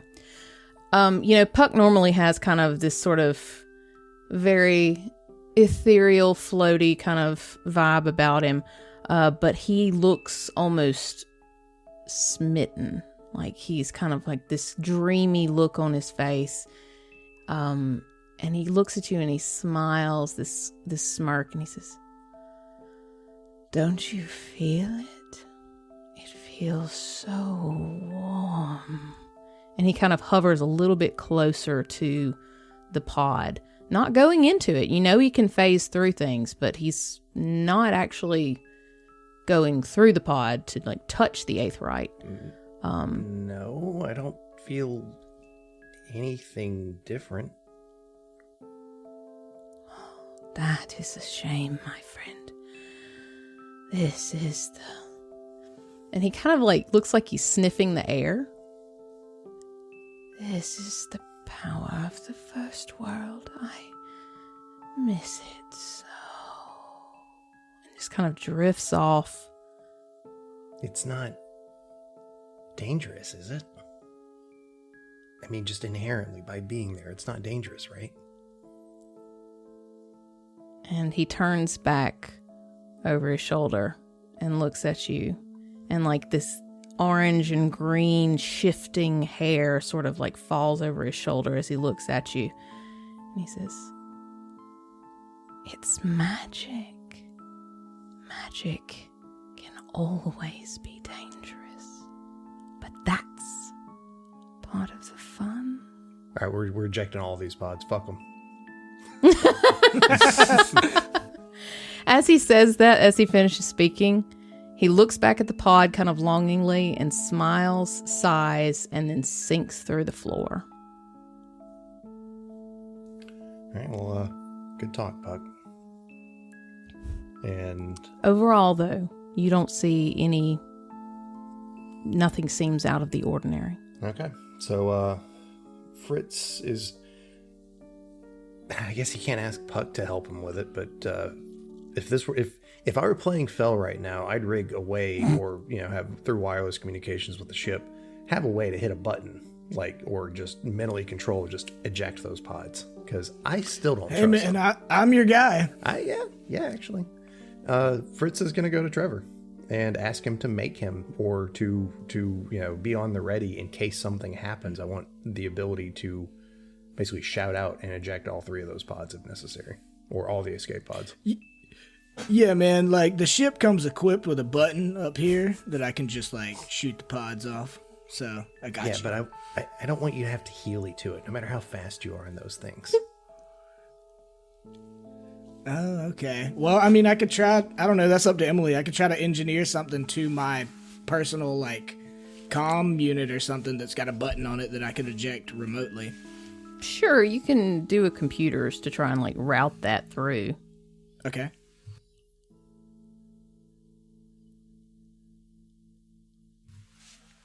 Okay, that is a 15 on the die for a 27. Yeah, you do. You do it almost in your sleep. Beep boop boop. So you do have that option now, so you feel a little more comfortable, I imagine. Fritz feels a little bit more reassured about it. And Okay. Trevor, if I ever say to eject the pods, do it immediately. All right, you got it, man. You're the captain, he says, as he heelys away backwards, giving you the finger guns. As Fritz is still talking, trying to explain, I don't trust those, and he just wheelies back out. And he just keeps going. Yep. All right, yep, got it. 10-4. Fritz kind of sighs and then goes back to the, that's not labeled on the thing, I don't think. Up towards the forward lounge, back to go, watch some vids or something. Okay. Well, I think you guys have a pretty chill journey the rest of the way. No more radiation sickness. All of the creepy monster carcasses seem to be behaving themselves. Sweet Heat's got a new sword. The doctor is getting some rest, and I imagine observing this interesting crystalline substance he's found. And Trevor's zippity-zoppity-zooing across the ship when he's not steering the ship. Weldy, what are you up to? Well, Weldy is going to go and find Trevor. Presumably he's on the bridge. Most of the time. Yeah, that's where he hangs out, man. He's kind of made it, added some personal touches and made it his de facto bedroom until he sleeps. Okay, it's like his office, right? It's got you got all your little desk knickknacks and shit on there. Weldy comes in. He's like, hey, what's up, dude? What's up? Listen, I've just been thinking a lot. And I almost died, and I don't know, man, it just kind of hit me, what we're doing here, and, that this is dangerous, and that, kind of what happened back in the science lab when y'all had to kill that guy, it's just kind of gotten heavy on me, and really I want to buckle down with it and really face it. So I was wondering if you'd be down to kind of go on a trip with me, just kind of be there with me in case shit gets weird, Yeah, man, I'll babysit with you. Here, hit that first. Yeah. But you should probably do it too, because we're away from home, and we could die out here, I'm not trying to have a bad trip, but I'm trying to wrap my head around it, and I want us to this isn't going to be us listening to shows and your new mixtapes and stuff. Like, I want us to really get into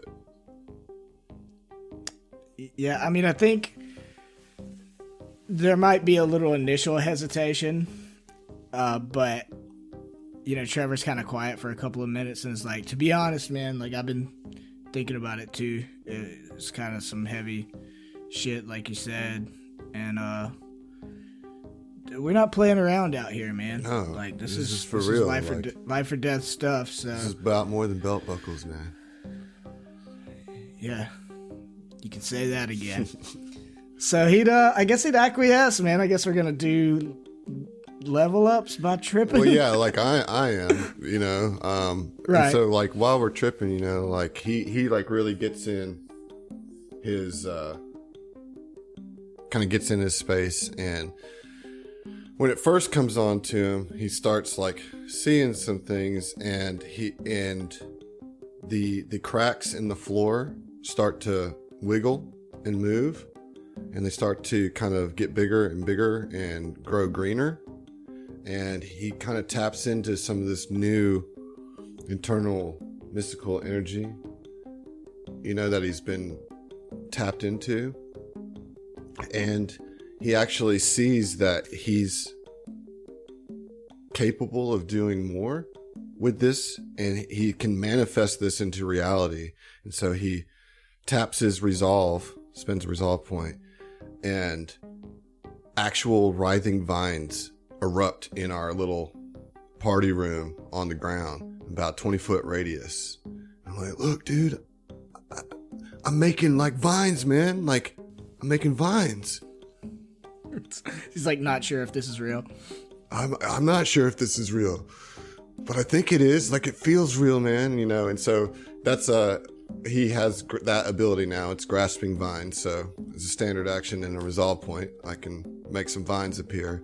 And then like after the fun of that kind of passes, and he starts thinking about all the heavy things and like really trying to get in touch with himself and kind of cleanse himself of some of his fears by facing them, he learns how to harness his mental energy and his spiritual energy into mind thrust. So I have taken that spell. Nice.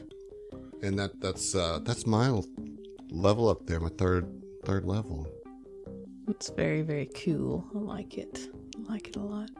I think Trevor's kind of other side of like his perspective on the trip is he's finding himself more and more constantly obsessed with sound, obviously the whole DJ thing, but he's been using sonic weapons and everything, but also like sight and light, you know, and like he's been casting blind and stuff on a lot of creatures and using light from his, you know, he does light shows for his DJ stuff, and he has all these light effects and stuff. So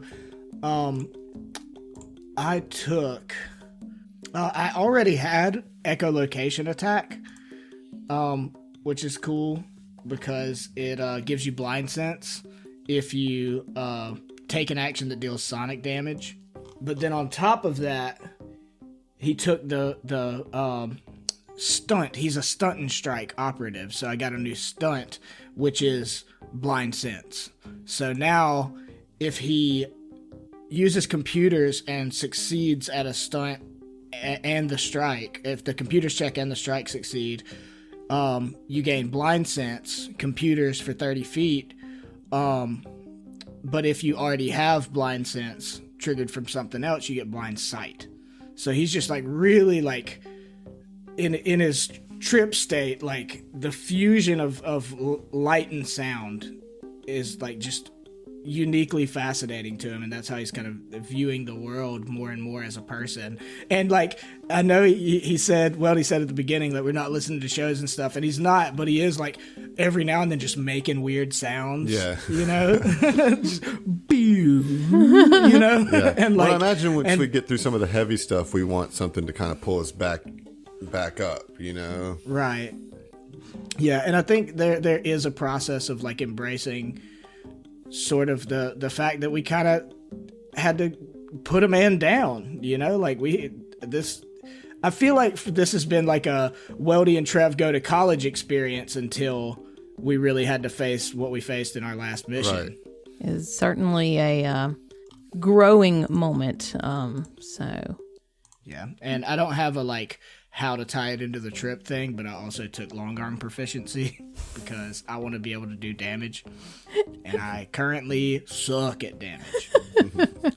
But I think that is like him doubling his efforts to he knows he's been effective at a lot of things for the party, but when the chips are down, yeah,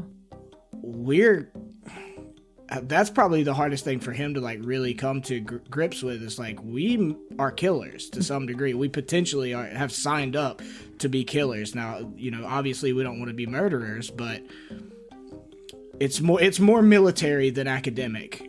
We're coming to realize, and that's pretty heavy. That's weighing hard on him. So he kind of goes from the heaviness of death to the heaviness of like, I'm gonna have to deal death and be more effective at doing that, and then the whole like viewing the entire kind of ether of existence through light and sound is like his whole journey.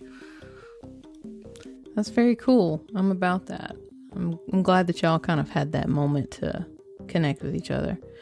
So now, Doc, do you want to tell us about your level up, or do you want to keep that close to the... It won't take long at all. Okay. So, essentially, while the Doc's sleeping, he's dreaming about more complex formulas for his biohacks, and he wakes up one day and like grabs his data pad and is just furiously typing notes, and he has had a spark of ingenuity, which will allow me once a day to combine the effects of two different biohacks into a single biohack and shoot that out. And it allows the recipient of those biohacks to also be affected by two at the same time. So very fucking cool. Very cool. But yeah, essentially that's it. He just has a spark of ingenuity. That's a good while feature, dreaming. That's a solid third level bit. Yeah. That's It's good just stuff. one a day, so it's not that OP or anything. But It's good. I'll take it. I mean, I'm glad you took it. I didn't have a choice. It just, Right. they Okay. just gave it to me. Yeah. It is, and it was, and now yeah. done. Okay. What about you, Sweet Heat? You want to play something out, or you want to keep it close to the vest? Well, as far as Sweet Heat is, I guess he's gone into his room just to kind of recollect on everything that's happened so far, and I think he feels a little bad about the fact that he wasn't able to protect Weldy and his subsequent battle with the radiation sickness, and he's trying to think of like different tactics in which he can possibly get there quicker or protect quicker, and so he's actually taking a feat, bodyguard. Shit, nice. Yeah. What does that do, John? Oh, you never heard of this one, man? This whole Let me thing? school You should really add it to Titanium Mike. I think it'd be a good Man. feature. Yeah. No, it grants an ally I plus don't- 2 circumstance bonus against to its AC, while the user takes a -2 penalty. We know Bodyguard, bro. I know. But I'm saying it just for the listeners, who probably who- already. I appreciate it. John. For the ones that only listen to this show. Yeah. Fair enough. Yeah. Yeah. But Okay. I also get like reactive, so it's just like get to take an extra reaction, weapon specialization, which kind of boosts my entropic strike. That's about it. Okay. Well, cool beans, man. And what about the captain? So the captain gained weapon specialization for all of his class weapons at level 3.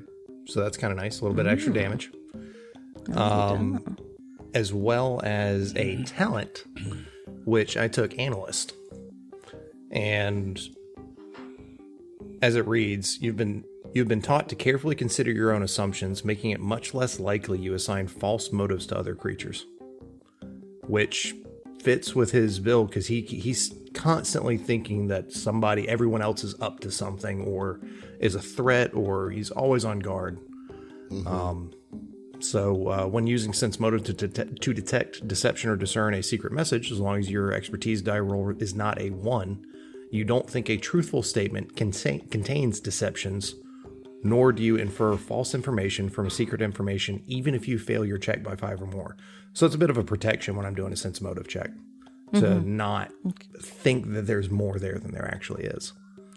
Gotcha. I figure that fits with him and just generally how he's been approaching situations, and, Definitely. various bits of dialogue he's had with various NPCs. Yeah. And honestly, a couple PCs, so. And I also got a feat. I'm not really sure how to flavor this, but I took lung puncture. So if you score a critical hit with a weapon that deals piercing damage, like his hand cannon, in addition to any other critical hit effects you would apply, you also impose the fatigued condition on the target for 1d4 rounds. Oh, So wow. makes his crits a little bit better. All I have to do is roll 20s to be able to use it. Yeah, just do that. every just time. do more of That's- those. Yeah. Easy. Just do it. Okay. Well, you guys kind of spend the rest of your time in the drift sort of relaxing, and you finally come out of the drift and make your way back to Devlin's Pearl. And as you are coming into land, Gavin pops up on the view screen. And he says, Ah, boys, welcome back. I'm so glad you're back. We were starting to get a bit worried. I knew we didn't need to worry about you, though. You've got this all in hand, right? Ha ha ha ha ha. Great. Good. When you land, I have a little bit of an issue that I need your help with. Come see me immediately. Apparently, my brother's not dead. What? and that's what we're going to call it tonight. All right. Holy shit. Sounds good. It's always something with you, man. Why are you ending on a cliffhanger? I mean, because I'm breathing. So. Sure enough. All right. We'll see you next time.